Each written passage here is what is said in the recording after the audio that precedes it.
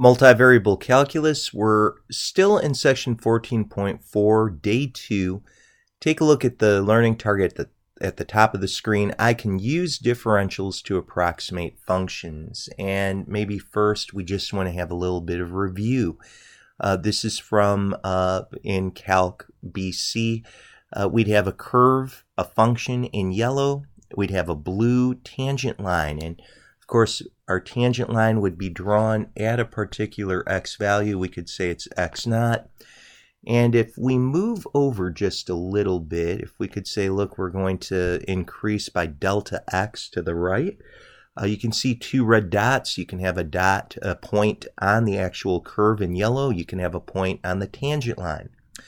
And delta x is the change in x on the yellow curve.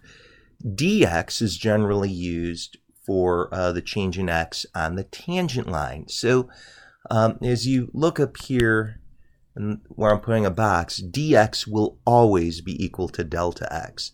However, delta y is the change in y on the actual curve, going from this point on the yellow curve to this red dot in the yellow curve, whereas dy is the change in y values on the tangent line. So what we did in single variable calc is we said, look, you could have dy dx as f prime of x. We could say it's f prime of x naught. We could multiply both sides by dx. And then you can see I've put a box around here, dy, the change in y on the tangent line would be f prime of x naught times delta x. Very important definition, that differential. Do want to just remember that if you did in fact use the actual tangent line equation, when you were to plug in a particular y value, what you'd see is that would be a change in y. It would be a change in y on the tangent line. Likewise, if you plug in a particular x value here, x minus x naught would be a change in x on the tangent line. So you'd get the same thing. So I guess what I'm trying to point out is plain and simply this. We could very well take a look in yellow, the equation of a tangent plane. We've been dealing with that so very much. And we saw that the partial derivative for x was out in front of x minus a, and the partial derivative for y was out in front of your y minus y naught, or your y minus b. You'd be starting at an a comma b, and then a z value like a red dot right there. And this tangent line, tangent plane, is wonderful. It's great. The actual curve would be this darkened, shaded in surface, and in green here you would have the actual tangent plane. You'd have a blue dot and a green dot. You'd have your actual z value going from this red dot all the way up to the curve. You could also go from the blue dot to the red dot. That would be the change in the z values on the tangent plane. So much the same way, if we did z minus f of a minus b on the tangent plane, that would be the change in the z values there. We could call that dz. And here's your x minus a. You could call that a delta x, your change in wherever you're approximating. This is a delta y. You could also call that a dx and a dy. But that's really where we're coming right in here. We're seeing nicely a wonderful way to have a differential formula for a three-dimensional situation for a function of two variables.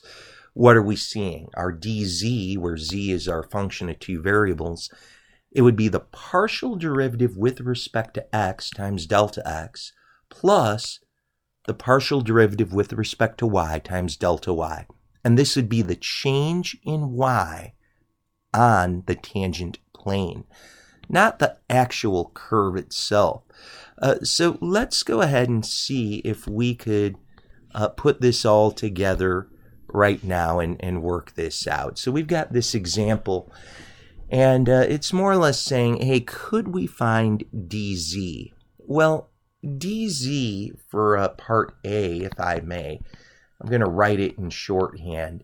dz is going to be, here's another way you could look at it, f of x, and then of course we're going to multiply that times delta x, and of course we'd have our initial point, our a comma b, if you would, and then we'd have our derivative with respect to y with our initial point x naught, y naught, if you'd like, times a delta y, or a dy. Well, look at this. If we've got z equals f right here, we could say, well, what is f, taking a derivative with respect to x? Well, that's going to be a 2x plus 3y. And likewise, if I did f of y, if I did that real quickly, you can see the x squared would disappear. We'd have a 3x minus 2y. And here's, I guess, what I want us to see. We're changing from a 2 to 2.05. So x naught is going to equal a 2. And y naught over here is going to be a 3. But our delta x, or dx, remember they're one in the same.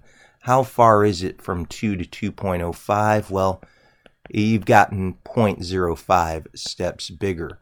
How about delta y? Well, delta y, you're going from 3 to 2.96. You've just gotten smaller. If you took 2.96 minus 3, like end minus beginning, you'd get 0.04. But I guess what I'm really getting at is when we're plugging these values in, we'd have 2 times a 2 plus 3 times a 3, that's 4 plus 9. We'd, of course, get a 13. And then for our derivative with respect to y, well, we'd plug in a 2 for our x and a 3 for our y. We'd have really a 6 minus 6, which is actually going to be a 0. And, as you look at that, hopefully you can see what is about to happen. Your dz is going to be, well, your first derivative here is going to be 13, with respect to x. Your delta x is 0.05. Your f of y, wow, you get a 0 right there. And sure enough, 13 times that 0.05. Well, 5 times 13 is going to be 65, but we have to bump that decimal 2 places to the left. We'd get 0.65 here. So that's really what's happening with part A, finding a dz. But we'd also like to find delta z. Ironically, maybe that's the part that we could have done first. Delta z is the true change. It's f of 2.05 comma 2.96 minus the f of 2 comma 3. It's really your ending point minus your beginning point, plugging that into the function. And there's no calculus here. It's really all number crunching. And I'm not going to spend a great deal. I mean, obviously, you could physically plug these points in. Here's something else you could really do. You could see I've already gone ahead and I've plugged in some things. I decided to call this C and call this D. And I stored it. And then, of course, we also had E and F. You could store that just as well. Now, this function is x squared plus 3xy minus y squared. Well, it's kind of like typing in a c squared plus 3. On an 89, you want to always multiply between two variables. You don't want to have a CD. That would actually be thought of as a second variable, which is kind of strange. But my word, as you just go ahead and you let the calculator work this all out for you. It's just number crunching. And you could see I actually started to do that. Again, no calculus. You just have to be patient and type that all out. And you would expect it to be pretty close to DZ, 0.6449. Which is indeed very, very close to our DZ. So, using that tangent plane approximation can be very helpful. And, there are times when that's actually going to be needed when we're working through tabular problems and so forth. Well, let's take a look at page 2.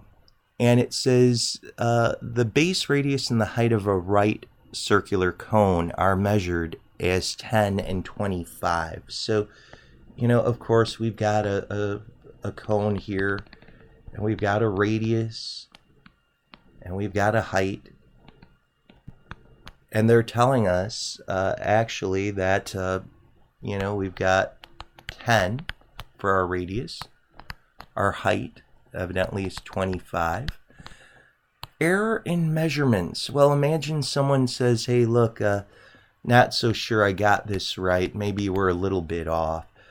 Maybe you're 0.1 off for the radius. Maybe for the height, you might have been 0.1 centimeters off just as well. And, as you're looking at this, you can think, gosh, what would be the maximum error that we could have? Well, here we go again, where we could very quickly use differentials to help us. V, the volume of a right circular cone, is 1/3 pi r squared h. And we have a function, the volume function, is based on two variables. It's based on the radius and the height. So tell you what, I'm going to take a derivative of the volume function with respect to r. Treat h as a constant, and we'd have 2/3 pi r h. And at this point, we could also say, well, take a derivative of your volume function with respect to the height. Well, imagine that would just go away. We'd have 1/3 pi r squared. And of course, what you want to do is plug in this r value of 10 and this h value of 25 and work it all out. But cutting to the chase, though, I just do want to point this out. Differential wise, you'd say dv would be vr, take your derivative of your function, multiply by the change in the r, or your dr if you would rather.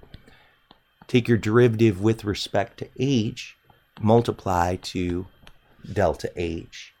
So what are you going to get? Well, like I said, you're plugging in for VR. You've got your 2/3, you've got your pi, you've got 10, you've got 25, but right here your delta r is 0.1. Down here, well, you're going to be plugging in. You've got your 1/3 pi, and this time you'll have a 10 squared, and you'll multiply that by 0.1.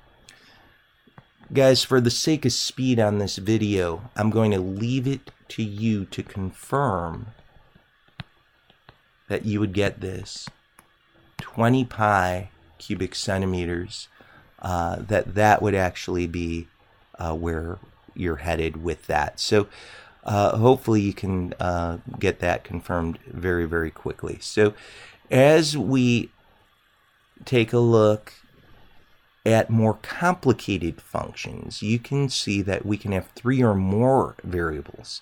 It's very much the same thing. If you've got a function of 3 variables, x, y, and z, you're going to see it's really down here.